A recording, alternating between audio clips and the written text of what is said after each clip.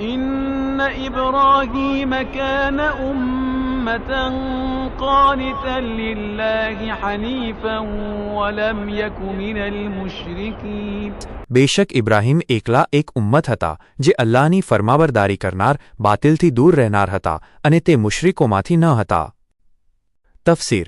આ આયતમાં અલ્લાહે હઝરત ઇબ્રાહીમ અલૈહિસ્સલામને એકલા હોવા છતાં એક ઉમ્મત ગણાવ્યા છે.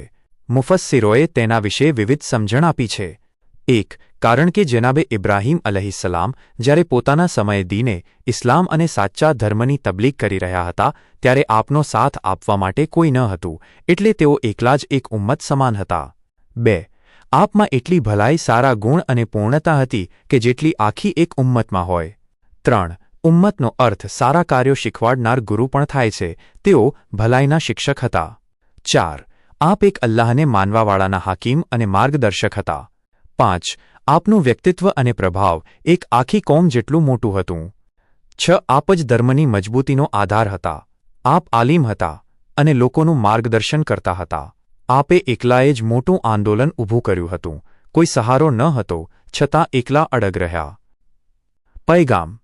એક અલ્લાહના સારા બંદાઓની પ્રશંસા કરવી અને તેમને આદર્શ તરીકે રજૂ કરવું એક ઉત્તમ શિક્ષણ પદ્ધતિ છે. 2. સંખ્યા મહત્વની નથી, ગુણવત્તા અને સારો પ્રભાવ મહત્વનો છે. 3. સત્યના માર્ગમાં એકલા હોવાનો ડર ન રાખવો. 4. માણસ પરિસ્થિતિ, સમાજ અથવા ઇતિહાસનો ગુલામ નથી બનતો. 5. જનાબે ઇબ્રાહીમ અલૈહિસ્સલામ કાર્યમાં પણ ખરા હતા અને વિશ્વાસમાં પણ શુદ્ધ હતા. 6. નરમ વ્યવહારથી સત્યને નુકસાન થતું નથી. ઇબ્રાહીમ અલૈહિસ્સલામ થોડીવાર લોકો સાથે સમજદારીથી વાત કરતા હતા, પરંતુ દિલથી ક્યારેય ખોટા માર્ગ પર ગયા નહોતા.